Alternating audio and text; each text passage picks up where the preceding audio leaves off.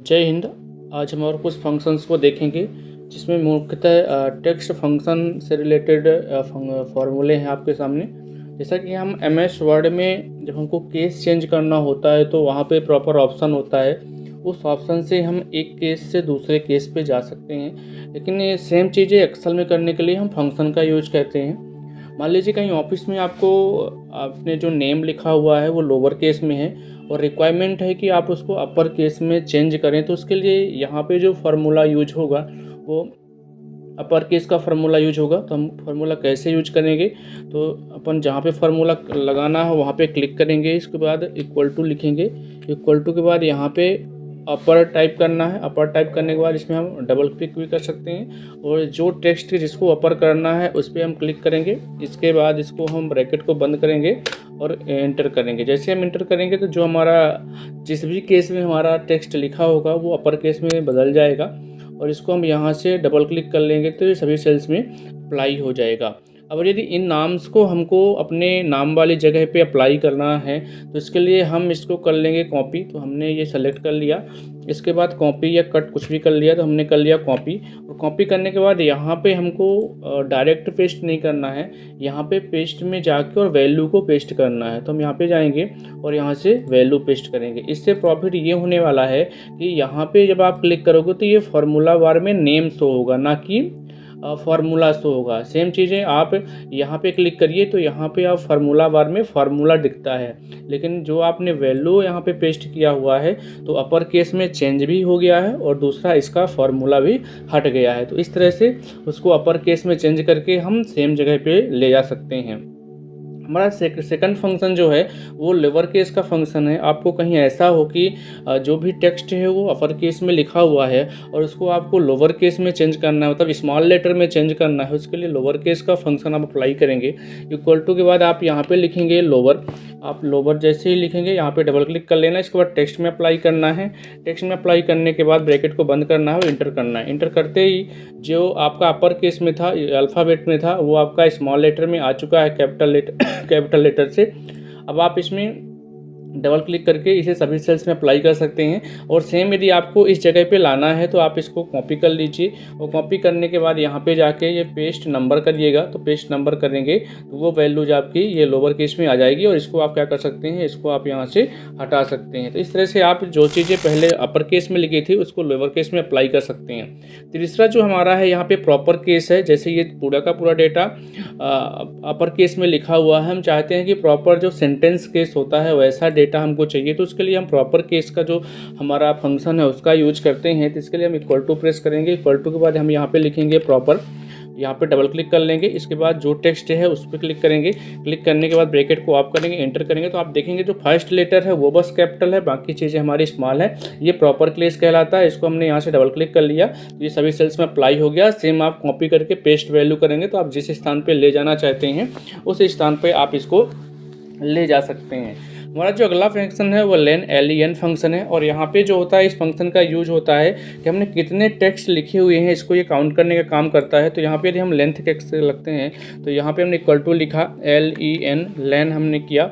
और इसके बाद ब्रैकेट को ऑन किया, फिर टेक्स्ट में किया, टेक्स्ट करने के बाद ब्रैकेट को ऑफ किया और एंटर किया। जैसे हमने एंटर किया तो ये हमारे सामने कितने टेक्स्ट वैल्यू यहाँ पे है वो हमारे सामने आ चुकी है। मतलब ये जैसे राजकुमार लिखा हुआ तो इसमें कितने टेक्स्ट है ये आपके सामने यहाँ पे आ चुका है। तो ये टेक्स्ट को काउंट करने का काम करता है। डबल क्लिक करके हम सभी सेल्स में अप्लाई कर सकते हैं। हमारा जो अगला फंक्शन है वो है लेफ्ट फंक्शन LEFT और इस फंक्शन की मदद से जो हमारे अक्षर होते हैं उनको हम बाईं तरफ से काउंट कर सकते हैं और हमें कितने अक्षर चाहिए वो भी हम यहाँ पे बताएंगे। तो देखिएगा इसमें हम टाइप करेंगे इक्वल टू, ये हमने इक्वल टू टाइप किया।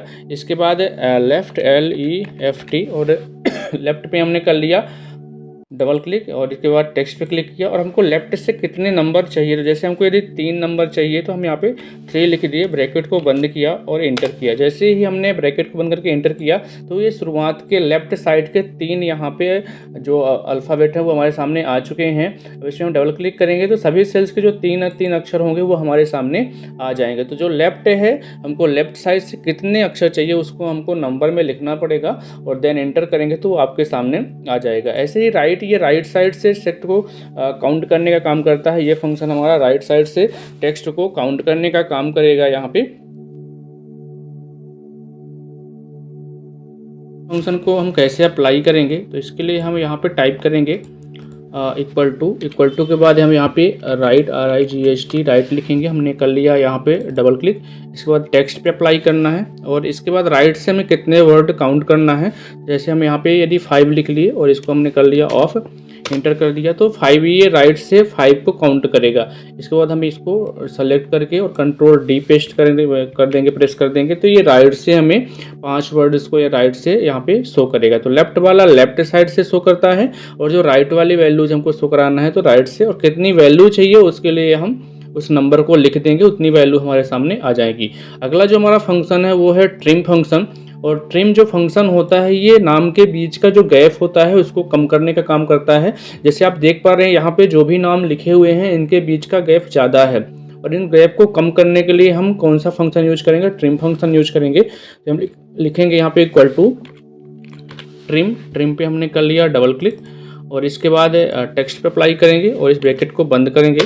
जैसे एंटर करेंगे तो जैसे यहाँ पे जो गैप था वो अधिक था और यहाँ पे क्या हो गया है, प्रॉपर जितना गैप चाहिए उतना हो चुका है। तो ट्रिम फंक्शन के द्वारा जो एक्स्ट्रा गैप होता है उसको खत्म करने का काम करता है ट्रिम फंक्शन। यहाँ पे हमने कर लिया डबल क्लिक, तो ये सभी सेल्स में क्या हो गया, अप्लाई हो गया। तो ये हमारे जो केस अभी तक हमने जो ये फंक्शन देखे हैं ये हमारा टेक्स्ट से रिलेटेड फंक्शन, जैसे अपर केस हो गया, लोअर केस हो गया, प्रॉपर केस हो गया, लेन हो गया, राइट लेफ्ट हो गया, राइट हो गया। तो ये जो है ये टेक्स्ट पे अप्लाई होता था। अब अगले जो हम फंक्शन देख रहे हैं ये फंक्शंस हैं टाइम से रिलेटेड। तो हमारा जो पहला फंक्शन है वो है टाइम फंक्शन है। ये जो फंक्शन ये काम क्या करेगा, तो ये फंक्शन हमारे आवर्स, मिनट और सेकंड को एक साथ दिखाने का काम करेगा। इसको कैसे अप्लाई करेंगे, तो फंक्शन को अप्लाई करने के लिए हम यहाँ पे लिखेंगे इक्वल टू के बाद TIME टाइम, इसके बाद ब्रैकेट ऑन करना है। ब्रैकेट ऑन होने के बाद सबसे पहले आवर्स को सेलेक्ट करना है, इसके बाद कॉमा का साइन, फिर मिनट को फिर से कॉमा, देन सेकंड को, ब्रैकेट को ऑफ करना है और इंटर प्रेस करेंगे। जैसे ही इंटर प्रेस करेंगे सॉरी, तो ये हमारे सामने टाइम लिख के आ चुका है। इस पर हम डबल क्लिक कर लेंगे तो ये हमारे सभी सेल्स में अप्लाई हो जाएगा। तो ये हमने कर लिया डबल क्लिक और सभी का ये टाइम हमको शो हो गया। तो यदि अलग से लिखा हुआ आवर्स, मिनट और सेकंड, तो जो टाइम फंक्शन है इसके द्वारा हम उस टाइम को एक साथ कर सकते हैं। इसके बाद जो अगला टाइम है, अगला फंक्शन है हमारा वो सेकंड का फंक्शन है, और इस फंक्शन के द्वारा हम अपने टाइम से सेकंड को अलग करने का काम करता है ये वाला फंक्शन। तो हम लिखेंगे यहाँ पे इक्वल टू के बाद हमने लिख लिया यहाँ पे सेकंड, हमने कर लिया डबल क्लिक। इसके बाद जो टेक्स्ट जो टाइम लिखा आपने उस पर क्लिक करना है, इसके बाद ब्रैकेट बंद किया हमने और इंटर किया। तो ये फंक्शन क्या किया, इस टाइम में से सेकंड को अलग करने का काम किया। इसको हमने सेलेक्ट कर लिया, सेलेक्ट करने के बाद कंट्रोल D प्रेस किए तो ये सभी सेल्स में अप्लाई हो। जैसे इसमें देख सकते हैं आप ये 0 है तो यहाँ पे 0 शो हो रहा है। तो सेकंड फंक्शन जो है टाइम से सेकंड को अलग करने का काम करेगा। इसके बाद जो मिनट वाला फंक्शन है ये टाइम से क्या करेगा, मिनट को अलग करेगा। तो यहाँ पे हमने इक्वल टू के बाद मिनट हमने लिख लिया, हमने कर लिया यहाँ पे डबल क्लिक। इसके बाद जो हमने टाइम लिखा है उस पर क्लिक करना है, ब्रैकेट को बंद करना है, हमने कर लिया इंटर। इसके बाद कर देंगे हम डबल क्लिक, तो ये सभी सेल्स में क्या हो जाएगा, अप्लाई हो जाएगा। तो जो मिनट फंक्शन है वो टाइम से मिनट को अलग से शो करने का काम करता है। अगला जो हमारा फंक्शन है वो है आवर फंक्शन, और ये जैसा कि इसके नाम से स्पष्ट है ये हमारे टाइम से आवर को अलग करने का काम करेगा। तो इक्वल टू यहाँ पे हमने लिख लिया आवर पे हमने कर लिया डबल क्लिक। इसके बाद जो हमारा टाइम है इस पर हमने क्लिक किया, ब्रैकेट को बंद किया और इंटर किया।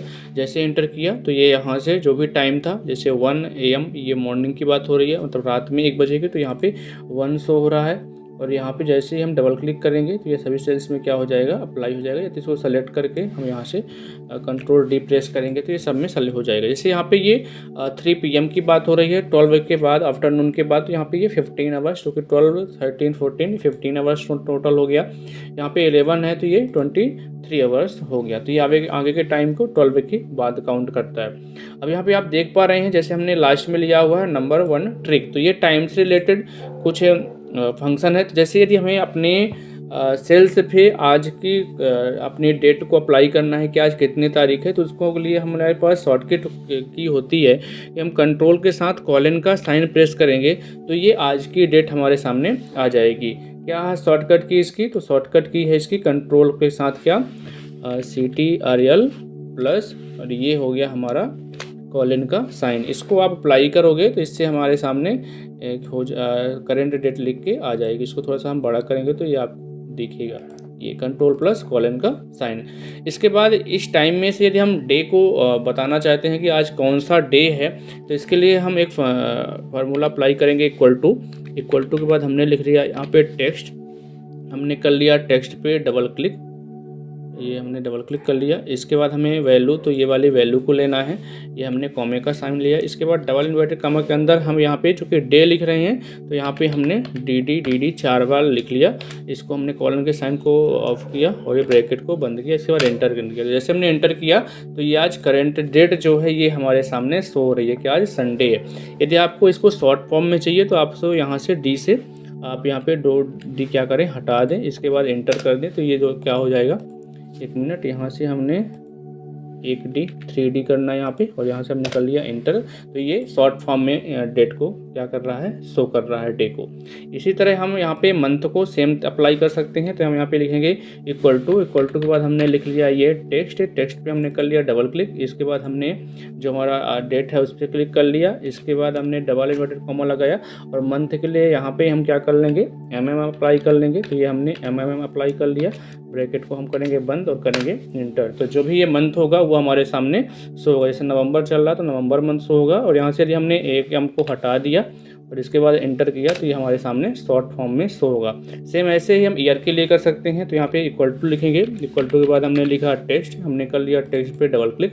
इसके बाद हमने करेंट डेट को शो पे क्लिक किया, कॉमे का साइन लगाया। इसके बाद हम यहाँ पे 4 बार बाई लिख लेंगे, ब्रैकेट को करेंगे बंद और करेंगे यहाँ से इंटर। तो ये हमारे सामने जैसे ईयर होगा वो ईयर हमारे सामने आ जाएगा। तो इस ट्रिक से आप करेंट डेट, डे, मंथ और ईयर को आपके सामने शो करा सकते हैं। फिर हम इन फंक्शंस को अलग से आपके सामने लिख ले रहे हैं। तो यहाँ पे कौन सा फंक्शन लगा हुआ है, तो इक्वल टू, इसके बाद लगा हुआ है टेक्स्ट के बाद यहाँ पे जिसमें हमारी डेट को शो कराना है, जिसमें हमारी डेट लिखी हुई है उस वाली सेल को सेलेक्ट करना है। इसके बाद कॉमे का साइन लगाना है, डबल इन्वर्टेड कॉमा के अंतर्गत हमको यहाँ पे 4 टाइम डी सेलेक्ट करना है और ब्रैकेट को बंद करना है। इसके बाद क्या करना है, एंटर करना है। तो जैसे ही हम एंटर करेंगे तो हमारे सामने करंट डेट जो होगी वो शो होगी आ जाएगी।